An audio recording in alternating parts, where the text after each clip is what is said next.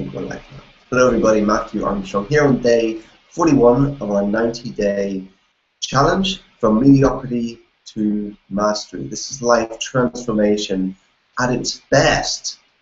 And we get to hang out together and do this together. How awesome is that?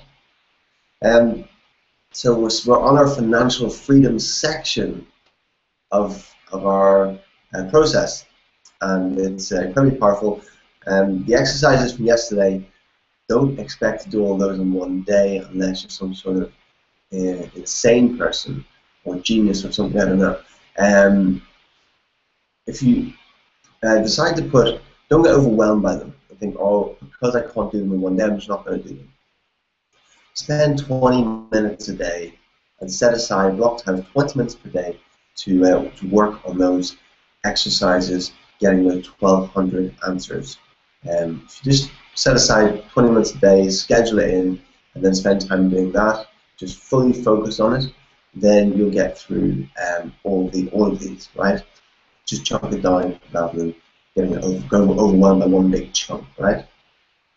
And so today we're talking about owning the traits of the financial masters, right? And this is very, very important because a big reason why a lot of people don't create wealth in their life is because they disown the traits of financial masters. They disown the traits of other people that they see as being wealthy, and so those traits are within them. And this is part of the teachings of Dr. Demartini, is that all the traits we see in others are actually within us as well. And if we look hard enough and long enough, we will find them. And at first that seems like like we want to find exceptions to that rule, right? No, that can't be right. You know, there must be many exceptions, and surely I don't have the same traits as some psychopathic killer or something like that, you know. But what Dr. Demartini found was, after working with thousands and thousands of people in workshops over the years, that has been the case 100% of the time when he's gone through the various exercises. And everybody's been able to find that they have the traits that everybody else has and own those traits, right? Rather than think we're just like one-sided, embrace both sides of who we are, right? And it is one of the reasons why I had such a diversion. Yeah, where I just, what's the word? Diversion. It's not diversion, it's aversion, right? It's early in the morning, okay. I had such an aversion to wealth, to money, to people that were wealthy. When I was younger, I had such an aversion to that. I had these idealisms about being spiritual and what that meant, and that meant like disowning the material. That meant you know, all these sorts of things, right? And then there were people that I looked to, and I said, well, I don't want to be like them, because they're into money and stuff. And so then I disowned those parts of myself and saw myself as being different to that, right? And saw people that had less than as being cooler or something. And those that had wealth as being stuck up or something like that, you know, being shallow. And so I just made all these associations in my head and all these beliefs around them, which weren't actually true. Because when I look now, I see a completely different story. But back then, when I believed it, it did seem like that was exactly true, and I was right. But it's incredible how things can change, how things can change, and we realize that we're not always right. And sometimes we've only got half the story. It's not that we're wrong; it's just that we've got half the story, right? And what I worked out was to only embrace the spiritual and to neglect the material is a mistake. That makes us one-sided. We're not just spiritual beings; we're material and spiritual beings. That's why we're here, right? We're here being material because it's part of who we are, right? So what I found that what I needed to do was to embrace the traits of those I had an aversion to. See the people in life that I had an aversion to and embrace their traits. And then more recently, see the people who I wanted to emulate in some way and embrace those traits and see that I also had that within me. And it's something that I seem to be hearing more and more these days is different leaders, business and wealth, and different things like that, tell their audience, look, if I could get one thing across to you, it would be this. It's that I'm no different than you.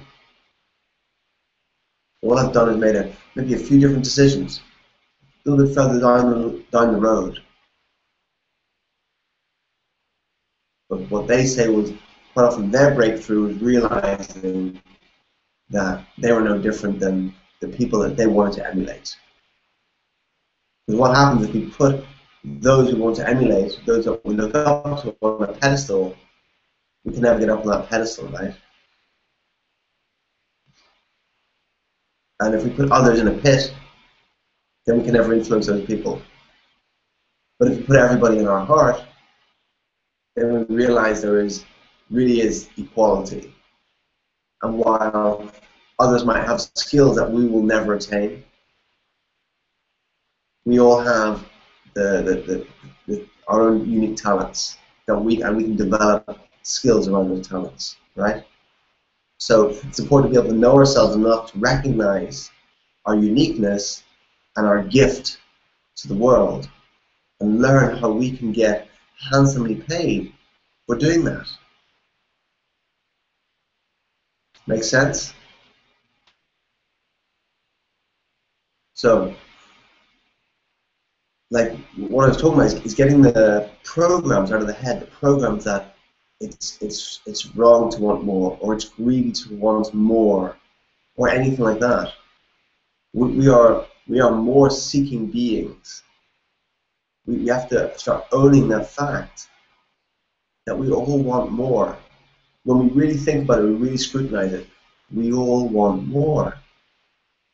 And wanting more does not mean that others have to have less. That is lack mentality.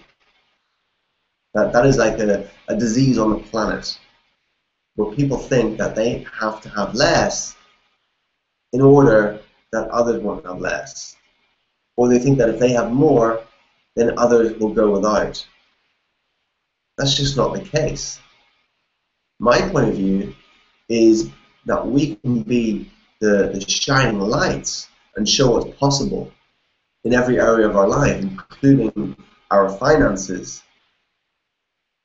And the more we have, the more we show the possibility for others around us, whether it be family, friends, people that we influence in social circles or whatever, on YouTube, on social media. You know, we can be the example, right? And the more we have, the more we can give, the more we can influence good things happening, right? Because, as I like to say, nobody wakes up in the morning and says, I wish I had less money. I wish my paycheck was smaller this week.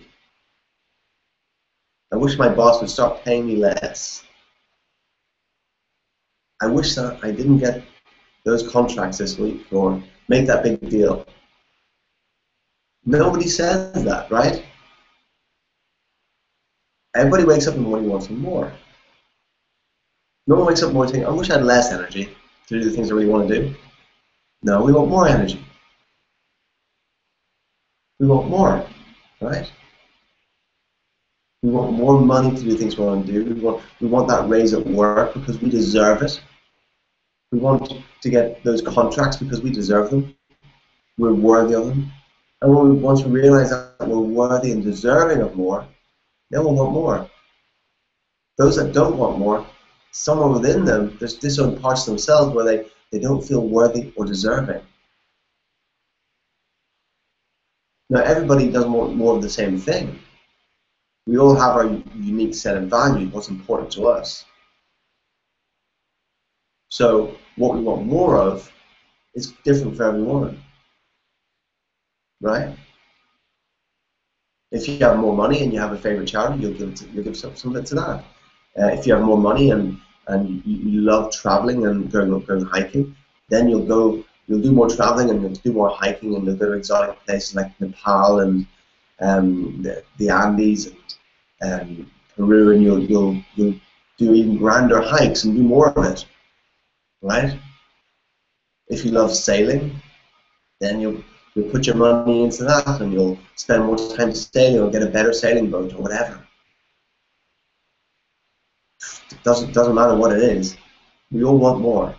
And once we can get over the fact that, you know, and realize that that's not greedy, that's just who we are. That's how we've evolved on the planet. Once we can own ourselves and stop thinking that humans are wrong or something, we're just being humans, right? So we're on page 241 of our book, The Values Factor, by Dr. John Demartini. And we're continuing to read, talking about what we've just been talking about, owning the traits of the financial masters. Once you've elevated wealth building on your scale of values and understood the secrets behind creating a wealthy mindset, your next step is to own the traits of the great financial masters. You may believe that people whose financial achievements you most admire have qualities that you do not have, either supportive qualities that you admire as positive or challenging qualities that you dislike as negative. In fact, every quality or trait that you see in anyone else, whether admired, despised, or anything in between, is present within you, to exactly the same degree that you have observed in anyone else. Over the last quarter of a century, I have taught the Breakthrough Experience Seminar program around the world. In so doing, I have facilitated the Demartini method and have proven time and time again to tens of thousands of people that whatever they perceive in others, they have in some form or another to the same degree. Although many attendees question this principle when they begin the seminar program, no one does by the time they finish. This is significant, and since you may have believed that building great wealth was out of your reach because you didn't have the qualities needed to do so. You may have also wanted to avoid building great wealth out of an unwillingness to take on supposedly negative qualities that you may have previously associated with. Knowing that you demonstrate both the admirable and the so-called despicable qualities regardless of whether you build wealth or not. Let me read that section again. You may also have wanted to avoid building great wealth out of an unwillingness to take on the supposedly negative qualities that you may have previously associated with it. Knowing that you demonstrate both the admirable and the so-called despicable qualities regardless of whether you build wealth or not, will help free you to build wealth once you decide that it will truly serve your highest values.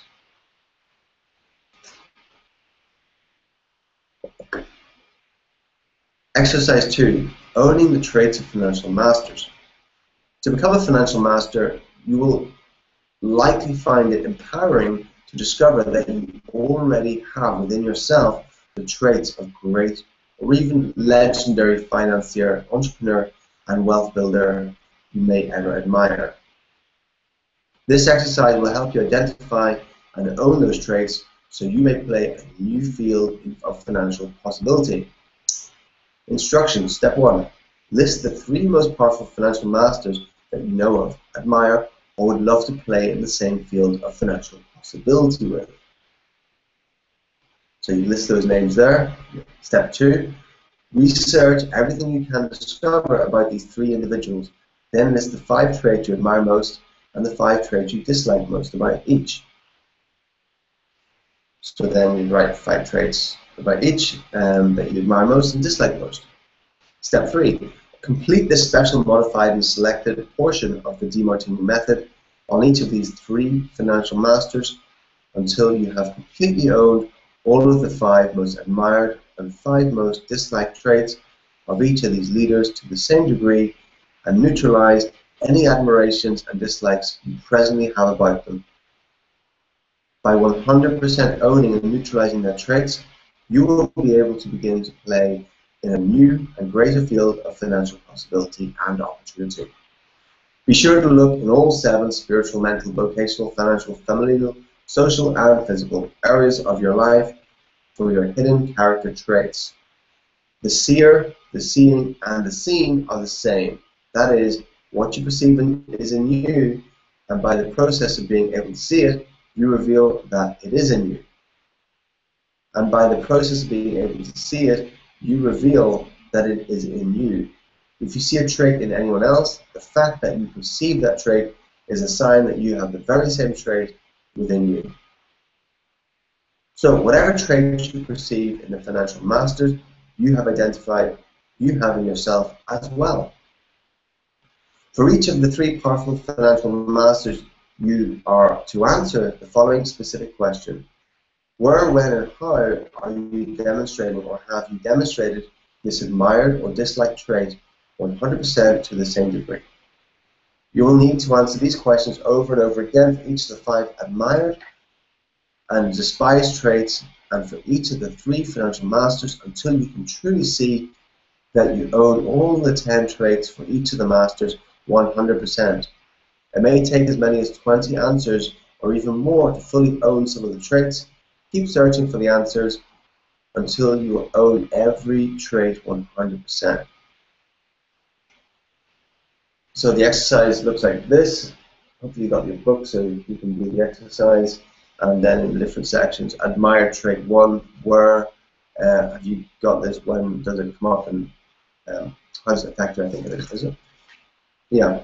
So you got your book, then do the exercises, go on for a few pages like that. Just like so, right?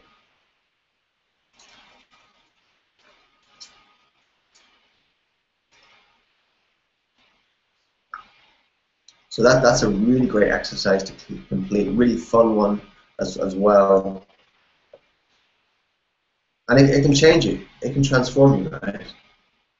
Like passively watching, you might get mini transformations, but actively doing the exercise, you'll get like whole shifts where your whole consciousness goes, you'll just like see things from a totally different perspective. You see yourself from a totally different perspective. It's really, really cool. Okay, so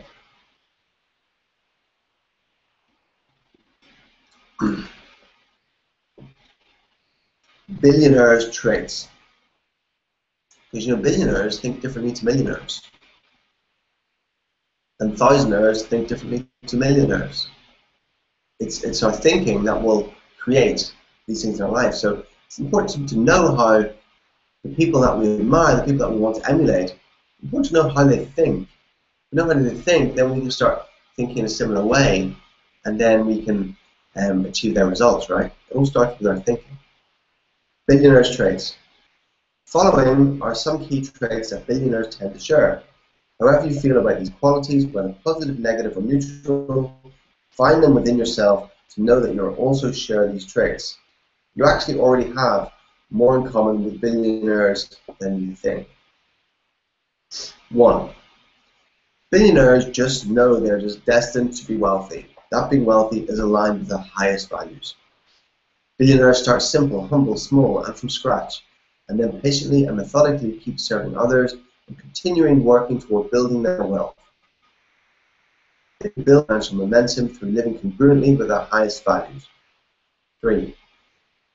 Billionaires think big, are hungry for service-driven wealth, and desire to be exceptional and not hinder themselves by others' outer limitations. They do not subordinate to another's highest values.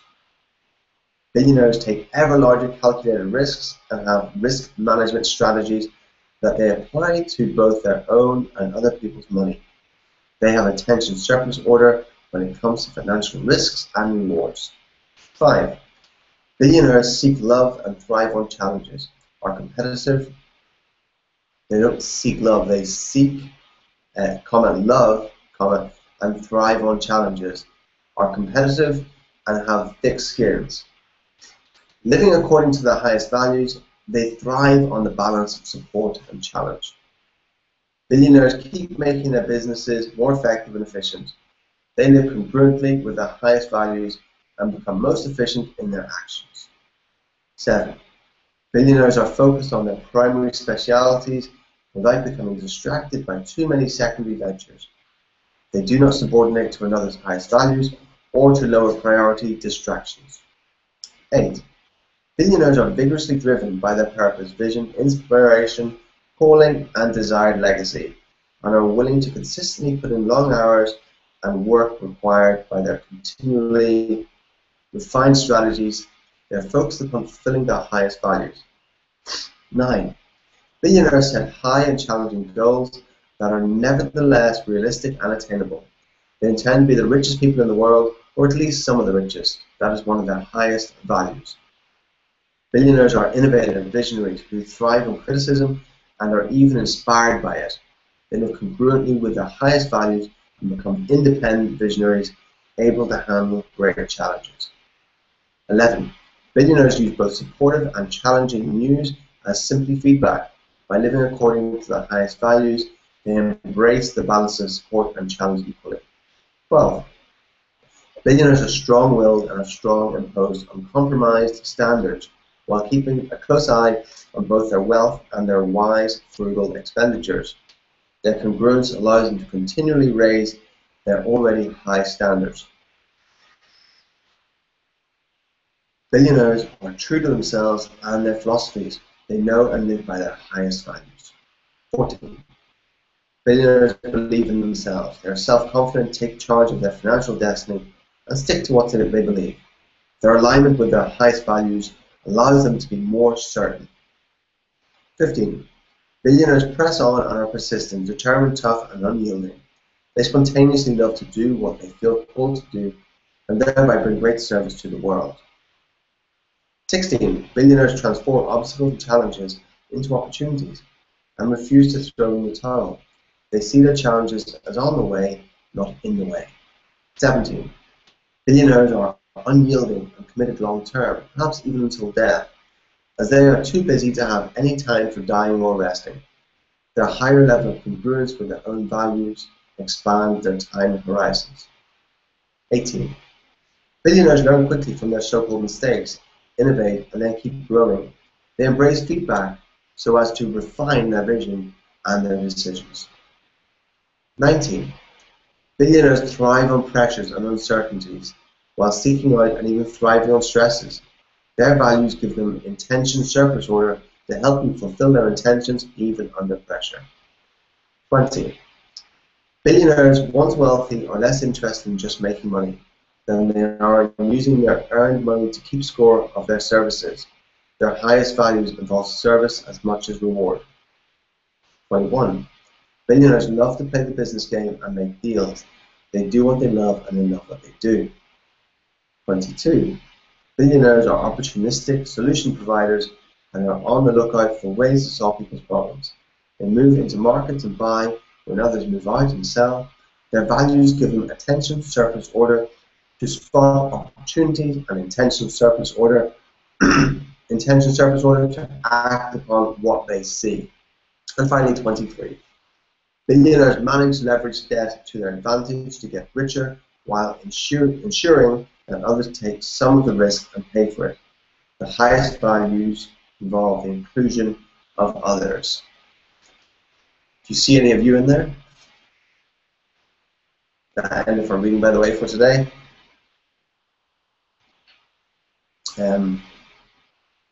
Some really, really good stuff to come. Oh yes. And anyway, wasn't that absolutely awesome? Just by reading that there, you might have just seen parts of yourself. And, oh, actually, I'm a bit like that. That's what I find, you know. I just think that billionaires were so different to me. And then I read that, I'm like, actually, that's not so different to me. I can see a lot of me in those various traits. And then when I looked at the various billionaires who I wanted to emulate in some way, oh, actually, they're quite like me in a lot of ways. You know, so sometimes just those little realizations can make all the difference, right?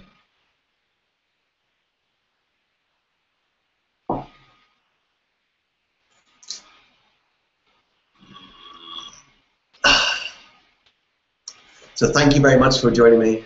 It's been a great pleasure, as always, to be able to impart this very important knowledge on you and have a chat with you and talk about this. And I get up all on a deeper level as well. It's a challenge for me, but I like to live on that border of support and challenge anyway. So it's good for me. So once again, if you haven't joined our team, you can join our team, our tribe, by clicking on the link below. If you want to create financial freedom and you don't have a vehicle, we've got the #1 vehicle ever. Okay, so you can do that there. And if you just want to get on my list so you receive regular updates, also click on the link and put in your email address and you'll receive regular updates as well. Thank you very much for watching, and see you again.